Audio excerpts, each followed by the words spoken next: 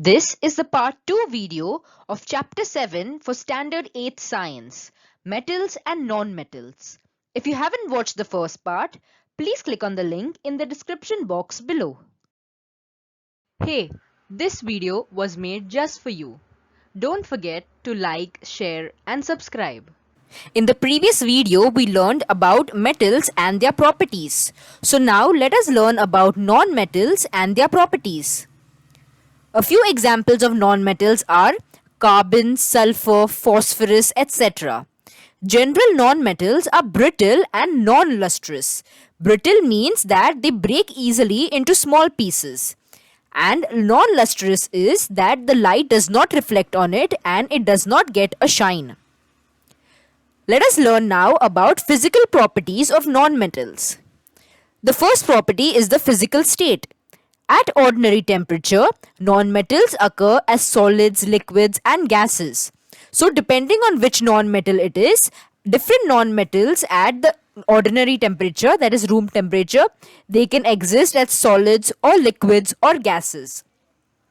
For example, solids are carbon, sulfur and phosphorus.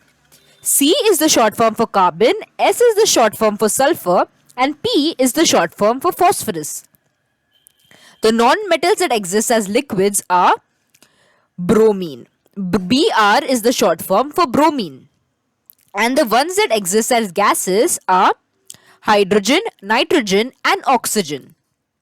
H is the short form for hydrogen, N is the short form for nitrogen and O is the short form for oxygen. Let's talk about luster. Non-metals do not have luster. Exception to this is diamonds and iodine crystals. So usually all the non-metals do not have luster. That is, they do not have the ability to shine and the light is not reflected on their surface after cleaning. But the exception to this is diamond and iodine crystals which have luster. Some non-metals are colorless while others have different colors. What is the color of carbon in the form of coal? You must have seen coal and it has a black color. Sulfur is yellow and bromine is brown. So there are some non-metals which are colorless, that they do not have any color and they are transparent. But others have color and they are different colors. For example, coal is black, sulfur is yellow and bromine is brown. Non-metals are brittle. Take coal and hammer it. See what happens to it. So, even if you put 1 or 2 hammers on a coal, you will observe that it breaks into tiny pieces. Solid non-metals are brittle. Some non-metals are soft. Diamond, an allotrope of carbon, is an exception, which is the hardest natural substance. So, usually all the solid non-metals, after hammering it, it will break into small pieces. That is why they are called as brittle. But the exception is diamond, which is an allotrope of carbon. Means diamond is made up of carbon. And diamond is the hardest natural substance that is present on earth. Ductility and malleability. Non-metals are neither ductile nor malleable. If you remember, metals were ductile and also malleable. Ductility is the property to form wire and malleability is the property of forming thin sheets on hammering. So because on hammering, these non-metals are brittle and will break, therefore they cannot be converted into thin sheets or wires. Therefore, non-metals are neither ductile nor malleable. Conduction of heat and electricity.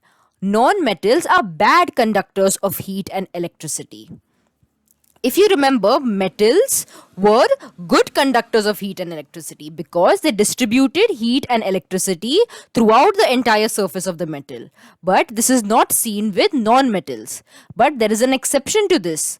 Graphite, which is an allotrope of carbon, means graphite is also made of carbon and it is a very good conductor of electricity. Let us talk about density. Non-metals have low densities. Therefore, most of the non-metals will float on the surface of water. But if you remember, metals, most of them were having higher densities. Melting and boiling point. Non-metals have low melting and boiling points. This is again opposite to metals, which had a high melting and boiling point. But this also has an exception. The solid non-metals, for example carbon and boron, melt at a high temperature. So melting and boiling points are what? It is the temperature at which the solid begins to become into a liquid, and boiling point is when the liquid starts to boil, that is, it starts to evaporate and become the gaseous form. So non-metals have a low melting and boiling point, but the non-metals such as carbon and boron have a high melting point. This is similar to metals, which also have a high melting and boiling point. Always remember, gold, silver and aluminium are highly malleable metals. That is, they can be easily converted into thin sheets on hammering. A sheet with a thickness of 1 by 10,000 millimeters and a wire with a diameter of 1 by 5,000 millimeters can be made from gold. This is very, very thin. We learned about metals and non-metals. Now let us learn about metalloids. Some elements such as arsenic, silicon, germanium, antimony have properties which are intermediate between metals and non-metals. Such elements are called metalloids. So there are certain elements such as these that have some properties similar to metals and other properties similar to non-metals. Therefore, they could not be classified as either metal or non-metal. Therefore, a separate group was made for them, and this was called as metalloids. Chemical properties of metals. So we've seen the different physical properties of metals. Now let us study the chemical properties of metals. The first is the electronic configuration. Electronic configuration is the basis of chemical behavior of elements. So the electronic configuration is the number of electrons, protons, etc. present in the elements of these metals. Majority of metals have up to 3 electrons in their outermost shell. So the outermost shell is termed as the valence shell, and most metals have up to 3 electrons. That is, they do not have more than 3 electrons in their outermost shell. Here is a table of some examples. So the first example is Na, which is sodium. So if you remember, while writing such symbols, we write the symbol of the element in between, and on top we write A, that is the atomic mass number, and Z, which is the atomic number. So here they have written 11 below. So the atomic number Z is 11 for sodium. The electronic configuration for sodium is 2, 8 and 1. That is, there are 2 electrons in the first shell, that is the K shell, 8 electrons in the L shell, and 1 electron in the last shell, that is the M shell.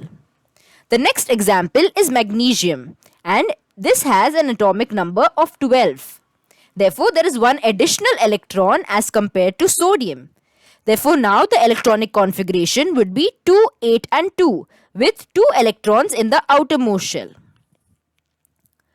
The last one is aluminium, and this has atomic number of 13.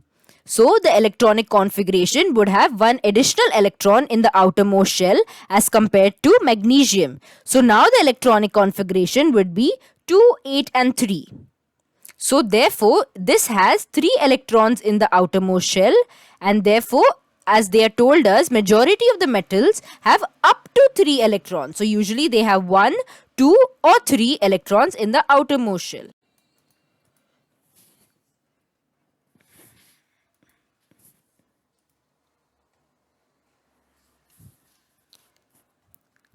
So we've seen about the electronic configuration of metals. Now let us study their formation of ions. Metals have a tendency to lose their valence electrons to form positively charged ions, that is cations. So when you lose electrons, since electrons have a negative charge, so when you lose this negative charge, you will get positively charged ions, and these positively charged ions are called cations. Let us see some examples. So sodium, as we seen earlier, has a configuration of 2, 8 and 1. So the number of valence electrons is 1. So when this one electron is lost, the electronic configuration becomes 2,8. And one electron is lost, therefore we write it as this, one electron. And now since sodium has lost one negative charge, it will acquire one positive charge. The next example is of magnesium. Magnesium has an electronic configuration of 2, 8 and 2. So it has 2 electrons in its outermost shell. And this is the number of valence electrons. So once these 2 electrons are lost, the electronic configuration will be 2 and 8. And since 2 electrons are lost, the magnesium will have 2 plus signs. Because now it has 2 positive charges. The last example is of aluminium. Aluminium has an electronic configuration of 2, 8 and 3. It has 3 electrons in its valence shell. And once these 3 electrons are lost, we will get an aluminium with 3 positive charge, since the 3 electrons having the negative charge are lost. Let us now study of the reaction with oxygen. Metals combine with oxygen to form their oxides.